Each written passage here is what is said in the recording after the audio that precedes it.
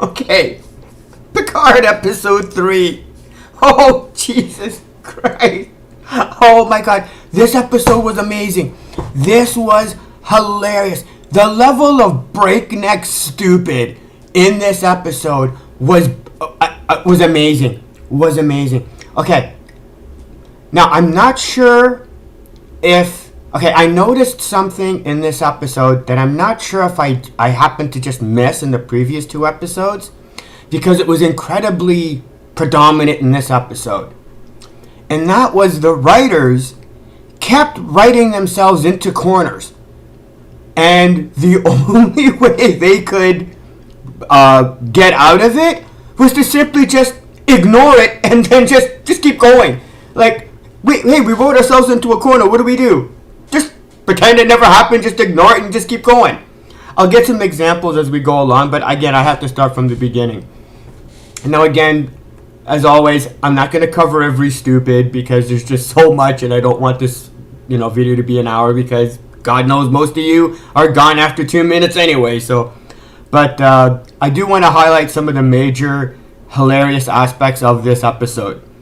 So we start off with a flashback, and we have Rafi and Picard talking, and it's about how they weren't able, how Starfleet isn't going to be helping the Romulans, and the reason why.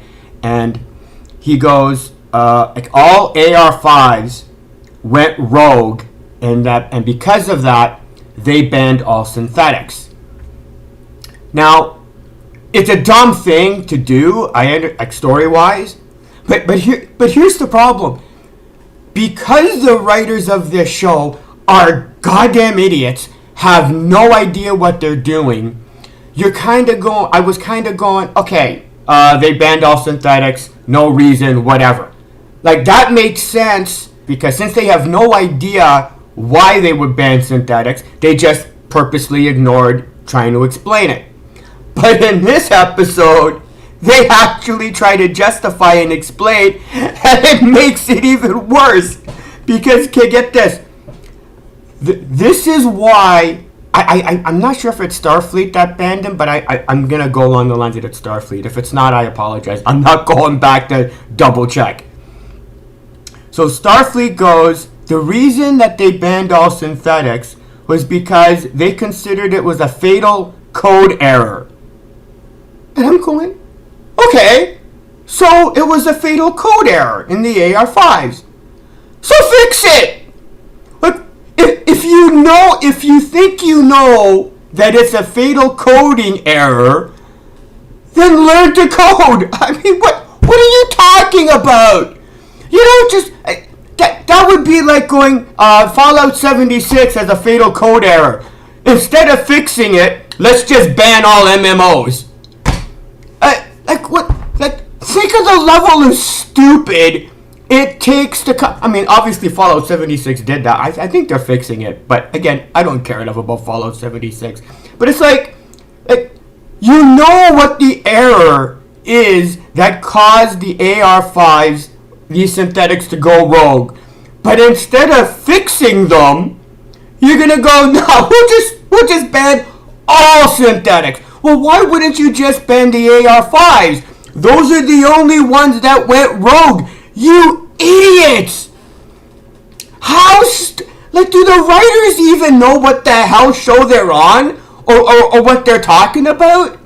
This is a case where the explanation of why they banned synthetics is even worse than not having explained it at all.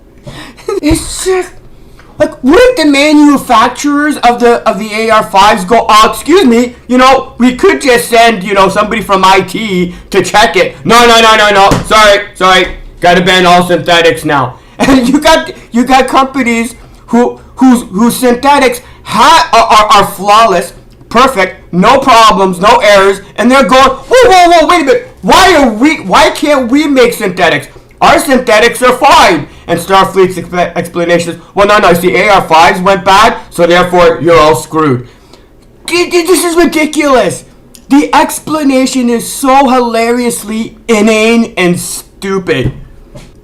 Now, I was thinking that the way Rafi was kind of explaining it, it was some kind of a conspiracy theory that they did it on purpose so that they could cause the Romulans to attack. Except once she actually establishes it, she goes, I can't prove it yet. And then never covers it again. So I'm going, well, damn it, you had an you literally, this show had me. For a couple of seconds, this show actually had me in that it was so stupid and so blatantly ridiculous and obvious that it was a cover-up. It was a conspiracy to purposely do it. And then by the end of the episode, Rafi goes, well, I thought it was a conspiracy. I couldn't prove it. I think she actually says she does have proof, right? But then never discusses it, never covers it. So what? Like, you had proof. Like, later on in the episode, I swear I think she explains that she has hard evidence to prove about it being a conspiracy or whatever. And I'm going, did you go to the press? Why did you not, anyway. So then JL, I like calling him JL now. JL goes that Picard says that he told Starfleet, either go along with this plan or I'll resign. And I'm going, what kind of... And I love how Star Trek fans and TNG fans and Jean-Luc Picard fans didn't call this out. Let me see if I get this straight. Jean-Luc Picard, JL, thought that he was such a viable aspect of Starfleet, that he was so relevant, he has such a goddamn self-inflated, pathetic piece of shit ego, that he thought that he could tell Starfleet, either go with my plan or I'll resign. And look, what was Starfleet supposed to do? Go, oh, no, Jean-Luc, please, don't resign. You're much too important and relevant to Starfleet. Like, what kind of a bullshit? I mean, I'm an egotistical son of a bitch. Guarantee. Even I'm not that goddamn delusional. I mean, he literally went to Starfleet and said, follow my plan or my threat will be I'll resign. Oh no! Screw you, Picard. And then he goes, I never believed they would accept it. Like, this is Picard. This is your hero. This is your favorite captain. And the reason I know all of you TNG fans are full of shit, none of you ever called it out. None of you ever went, oh, that's unlike Picard. That's an interesting... No, because you know he's that egotistical. You know that he's that full of himself that was normal. And Rafi even goes, and Rafi even responds, well, of course you didn't. I mean, it's like, Jesus Christ, you're Jean-Luc Picard. How can Starfleet not understand your relevance to So then we have stuff like, and then Picard now visits Rafi when she lives in that hovel. Okay. Why is she living in that hovel? Like, no, seriously. Story-wise and Trek lore-wise, why is she living in that hovel in the middle of the desert? Like, the show doesn't even bother explaining it. Not only that, it has absolutely no relevance story-wise. Like, what's the... Like, she's mad at Picard. She's now taking drugs. Oh. Like, well, she could have done that if she lived in the city in a nice apartment. She doesn't have to be trailer. She doesn't have to be trailer... Like, are the writers of this show thinking that only people who are trailer trash do drugs? Like, what are you doing? Oh, and then we get... I love this line. This is an example of the writers writing something and then writing themselves into a corner and then just totally ignoring it. Okay? So, Rafi is going, how I saw your interview in your nice chateau and your something heirloom furniture, and how, she's been a wreck for the last 14 years or whatever, and that it would have been nice for you to call. Not because she's an off-the-book pilot with an unregistered starship. Wait a minute. Wait a minute. Wait, first of all, you're not going to speed past that like you didn't just say what you just said. What do you mean you have an unregistered starship? You're living in a hovel. How do you have a starship? Why do you have a starship? Do you use it for anything? Like, are you a smuggler? Or, like, you just happen to have an unregistered starship. Where? Like, in the back 40 of your palatial estate? Like, you don't just say she has an unregistered starship and then just because it's not like it. And then when she actually agrees, it's not like you're using Raffi's starship anyway. She gives you, go. I'll recommend you this pilot named Rios. So it's Rios' starship. Well, what happened to Raffi's starship? Like, how does she have a starship, but she's living in a hovel? Do you writers even know what the hell you're even writing? Or what the dialogue is? Or what it even means? It was just... She lives in a hovel, but she just happens to own an unregistered starship.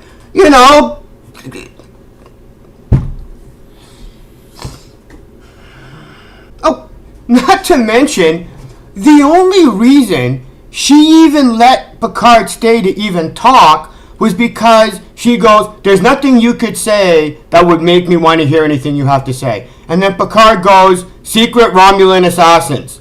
Okay? But then never actually discusses about the secret Romulan assassins. Like, the only reason Raffi is willing to listen to him is to go, okay, tell me about these secret Romulan assassins. And Picard goes, nah, don't worry about them. Let me tell you about this synthetic girl who I have no interest, I have no connection to, no loyalty to, barely know, have no reason to care about. Let me tell you about her and how we need to save her for no reason whatsoever. Like, just... It's mind-blowing how stupid and brain dead you have to be to write this goddamn dribble. It's almost like performance art genius. It's like Andy Kaufman level of genius on how stupid you have to be to think this moronically. Not to mention how goddamn stupid you have to be to watch the show and not have I don't see anything wrong with the show. Everything's fine. I can't help you except point out how goddamn stupid you are. Then we have... Okay, this is kind of a weird one because it's more the show writing themselves into a corner and then just simply ignoring it. And that's Raffi saying, I won't help you, but I can offer you a pilot. And Picard goes, okay, thanks. Well, wait a minute. If Picard is willing to accept any pilot and ends up, is willing to hire any pilot because Rios ends up going to him, are you going to hire me or not? So obviously Picard is paying him, right? So if he was willing to hire anybody, any pilot, why would he go to Raffi, who we knew hates him anyway? Like, there was literally no this show literally just established that since Picard is willing to take any pilot and hire any pilot, there was no reason to go to Raffi. And you're going, oh, well, Raffi's a contact. This is Admiral Jean-Luc Picard. Are you trying to tell me that in his decades of service in Starfleet, he hasn't established any other contacts, any other allies or people who he's worked with? No, because we've only ever shown him work with Raffi, That's the only person in his decades, in the last 14 years, or his years of service in Starfleet, that's the only... He has so many people working under him and underlings and associates. He couldn't go to any of them, but the show literally had to ignore the fact that he must have dozens of contacts, dozens of allies that he could have gone to. He couldn't have figured... The Romulans, his housekeeper and chef or whatever, they couldn't have found something. Like, this is ridiculous. I know it's a small thing and it's not a stupid level. It's just that it makes no... The show literally made it so that him going to Raffi made no sense whatsoever. So then Picard ends up going on to Rios' ship. Now, maybe I'm missing something.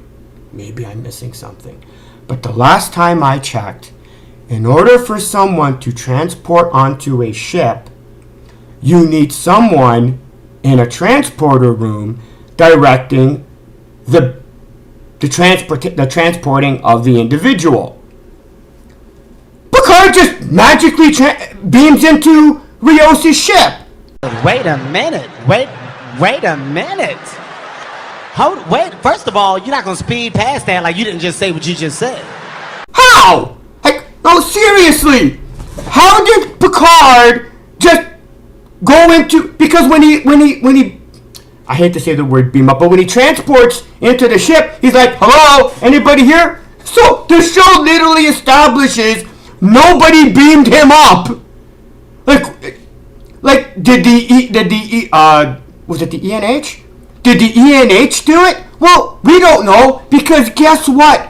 The writers have no goddamn clue what it... Now, again, I might be way off. I might be totally off and have no idea what I'm talking about in this situation. And I will admit to that, and I'm obviously going to... And I'll look like an idiot, but I'm willing to admit that I have no idea what I'm doing or what I'm saying. But as far as I understand, he can't just magically transport into a ship. And if the ENH did it, they don't actually establish that the ENH did it in the first place. And if the ENH did do it, why would the ENH suddenly be walking? It's an ENH. Why is the ENH walking everywhere? He's walking into the room where Picard is, and then walking to the... not the cockpit. What am I... Oh, I'm going to get so... If anybody actually got this far, I'm going to get so screwed over this. The captain's... The driving part of the starship. The driving part of the starship. Okay. But the point being, the ENH is a hologram and is walking everywhere. So how the hell did Picard transport onto the ship? That's my... I would love an explanation. Maybe the technology in Star Trek has changed and I just don't know about it. But it was like, what? Then we meet Captain Rios. And here's another example of the show just walking themselves into... Again, here's him transporting onto the ship without any explanation. Is the writers just doing it and then just ignoring it? Just, yeah, don't question it. Don't worry about it. We're just going to pretend like this is normal. So then we get to Captain Rios, and Captain Rios has got some shrapnel in his shoulder. And I'm going, oh, okay, I wonder what the reason is. And Picard goes, what happened to you? And Captain Rios goes, I didn't die. Wait a minute. Wait a minute. Wait, first of all, you're not going to speed past that like you didn't just say what you just said. What? No. How did Captain Rios get the shrapnel? No idea. Just ignore it. Don't worry about it. Not important. Seriously. Like, how did Rios... Why does Rios... If it's so unimportant that Rios had the shrapnel in the first place, and the story doesn't even bother explaining why or how or care, why even have it in the first place? What? So that the EMH can suddenly have a med kit, materialize? Is that how it works? I don't remember that's how it works, but whatever, right? But it was like Captain Rios just happens to have shrapnel. Why? Who cares? Don't worry about it. La la la. And then I think at this point, later on, I think it's the ENH that's trying to convince Captain Rios that Captain Picard's a good man. You should help him. And I'm going, what are you talking about? Earlier, Captain Rios goes to Picard, are you going to hire me or not? Captain Rios doesn't give a rat's ass whether Picard's a good man or not. Are you going to hire me or not? The show already established that Captain Rios is only going to help Picard as long as he pays him. Whether Picard is a good man or not is irrelevant.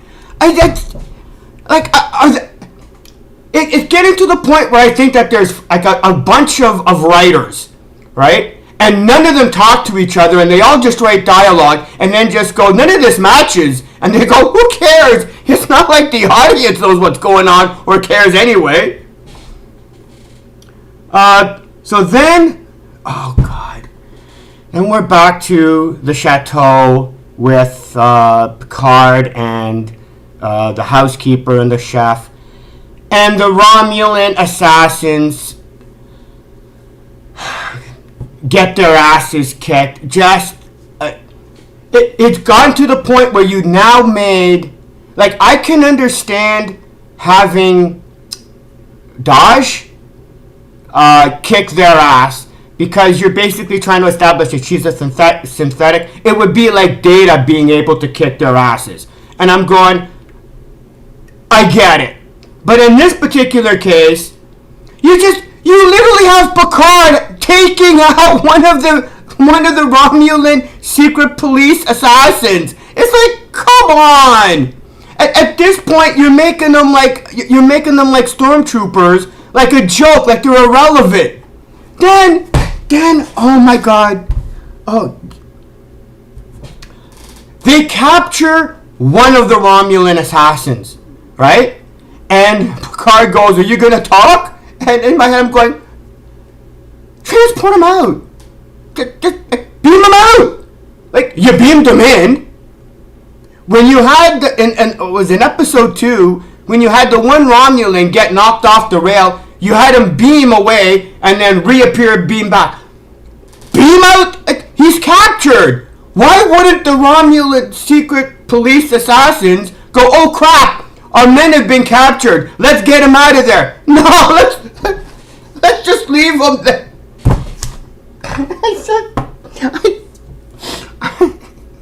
Even if I wanted to take this show seriously, which I don't, this show is giving me no reason to take this show seriously. They captured one of I can't remember the name of their secret organization. I don't care anymore. But they're gonna go, yeah, we're just gonna let him get captured and hopefully he'll kill himself. So then he ends up killing himself. Well, why would he, if he was going to kill himself anyway, why would he reveal the information first and then kill him? As soon as he was spraying him with I think the housekeeper was spraying him with a water bottle. Well, wouldn't the second that he regained consciousness and realized, oh crap, I'm captured, I'm gonna be interrogated, wouldn't the next thing he would do was bite the poison pill? Nah, let me reveal information first. Then, once my actual purpose in the show is done, then I'll bite the poison pill. It's just, then the doctor shows up. Then the doctor, okay, it's the fact that the doctor shows up absolutely shaken, scared out of her mind, without any absolute control, right? Acceptable, understandable, character establishment, great. Loved it.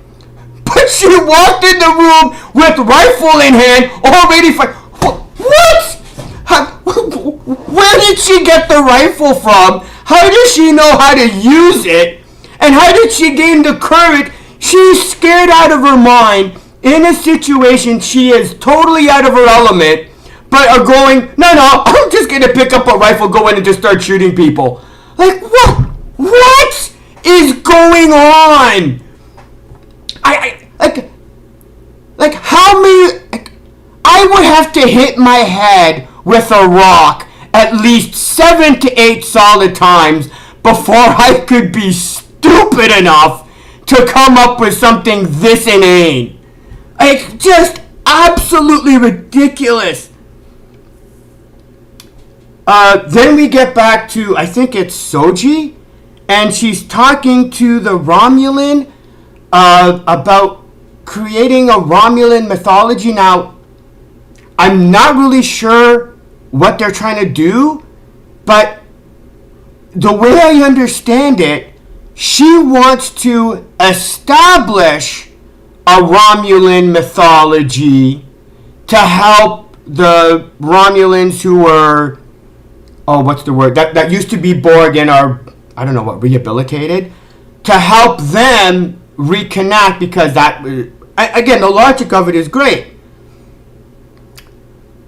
But it's being based off of this one Romulan female who is who either knows the Romulan mythology, or is it because she's created the Romulan? Because if she's an expert, then couldn't you just go to Romulan lore and just go, okay, this is the Romulan mythology? Like, why did you need this one Romulan female in particular? And then we have it that Soji, again, another example of the writers writing themselves into the corner and then just ignoring it. Soji ends up talking about all this classified information, and everybody's going, how do you know all this? No answer, no explanation, no justification, just, yeah, I know this, let's keep going, like, wait a minute, no. The show establishes that Soji just knows classified Romulan secrets, and her superiors are just going, oh, like, shouldn't we, like, question her? Like, isn't there any idea why she would know this? And then when she's talking to the girl, she's giving off the information about the name of the ship, how many people were on it, and her supervisor's going, how the hell do you know all this? Don't cover it. Never discussed, never explained, never pursued, never followed up on. Just, everybody make sure that your holsters are... No. Why does she know this? And why aren't you questioning her? Then when, I don't remember what her boyfriend's name... Oh, she's talking to her mother. And then all of a sudden, I don't know, something triggers, and then she goes unconscious, or she falls asleep, and then she wakes up. Well, why? What was the purpose of that? Like, was there an edited scene? Did you guys cut a scene? Because we've now established, the show is now established, we have no idea who the mother is. Is the mother like this hologram? Is she a spy? I don't know what the mother is. But why did Soji fall asleep and then wake up and nothing? It was irrelevant. Then the boyfriend comes in and she goes, if 5 minutes before I walked into that room, you would ask me any of that information, I wouldn't have known any of that. Do you believe me? And okay, I was like, okay, she's literally established, the show is literally established, she's confessing or establishing, 5 minutes before she walked into that room, had no idea of any of that information. And then goes, maybe the Romulan censors skip a few things. Maybe one or two. But all of that information, you're trying to tell me that the Romulan censors just slipped all of that out? Bullshit. So then it's like, well, do you believe me? Whatever her boyfriend's name is. And then goes, oh, I think I love you. Wait a minute. wait a minute. Wait, first of all, you're not gonna speed past that like you didn't just say what you just said. Whoa, no, you don't have it that you have Soji confessing not only does she have the information that she shouldn't have, she doesn't even know how she got the information she shouldn't have, and it's just suddenly washed over, done, we're ignoring that now. Like, she's not even questioning herself, she's not even going, how do I know this? It's like, wrote themselves into a corner, and the only way they could resolve it was, yeah, we're just going to ignore it, we're just going to keep going now. It's just... And then he ends up... Again, I don't remember what the Romulan's boyfriend's name is, but he's talking to his sister, and he's going, okay, in this conversation, you have established you know Soji is a synthetic. Why? And you're part of the... whatever the secret group is. What are you doing? What is this subtle plan? Capture her and interrogate... What? Like, I can't even follow the stupid in this show because I don't even think the writers know what they're doing anymore. Well, I don't think they knew what they were doing in the beginning. But, like, whatever the plot line is between the boyfriend and Soji... I think her name is Soji. I might even be saying the whole wrong. The Daj's sister, right? The other synthetic. I think her name is Soji. Like, now the doctor wants to be part of the crew, and it's.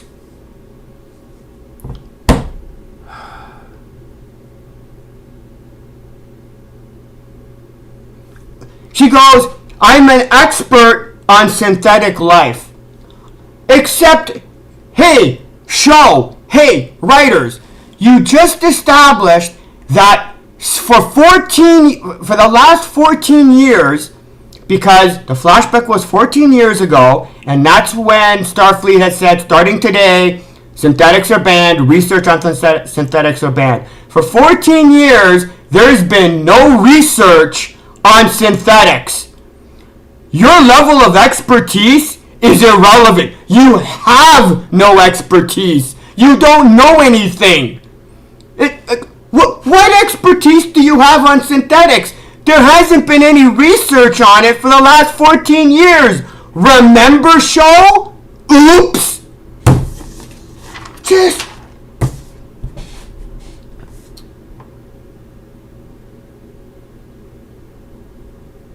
Then Raffi, so then Picard shows up with the doc, and then again, another example, Raffi goes, what do you mean, she just gets to walk in here and no security checks, no nothing? And then Picard goes, so why do you want to go to Free Cloud? Again, the show literally establishes that Raffi goes, we need a security check, we don't know anything about this doctor, she just gets to walk in or anything. And then, how do you resolve it? Just ignore it. Just pretend it never happened. Like, Raffi's going, screw why I want to go to Free Cloud. We gotta talk about the doctor. Who is she? Why is she? No security check, no nothing. No, just totally ignore it. Then, she finds out that she wants... Oh, I probably should have covered this earlier. She wants to go to She finds out that, what's his name, Maddox, is at Free Cloud. Because she was on that screen or whatever, and all of a sudden says, welcome to Free Cloud. Okay, how did she find out that Maddox was on Free Cloud? Oh wait, the writers have no goddamn clue how they could have had it so that Raffi was able to find out that Maddox was at Free Cloud. So just had a whole bunch of gobbledygook on the screen, and then just suddenly went, welcome to Free Cloud. Like, just... This is just...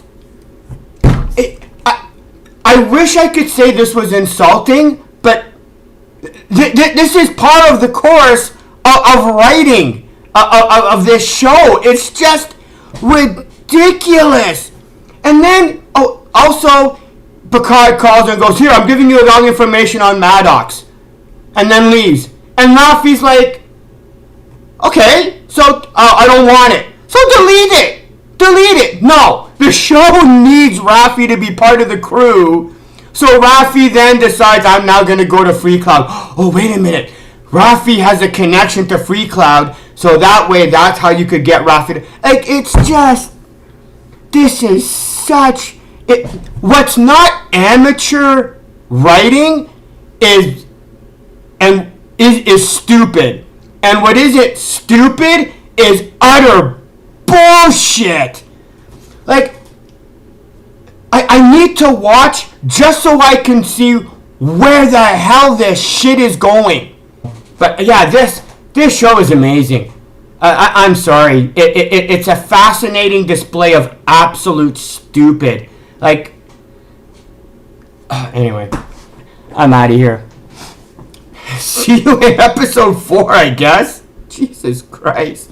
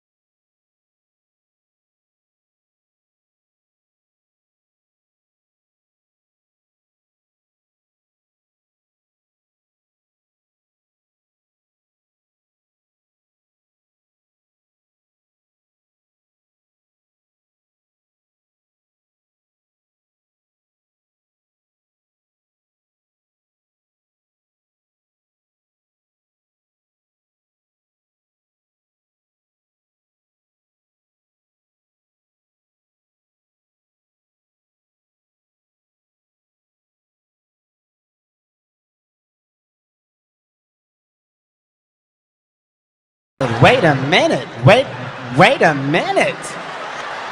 Wait, first of all, you're not going to speed past that like you didn't just say what you just said.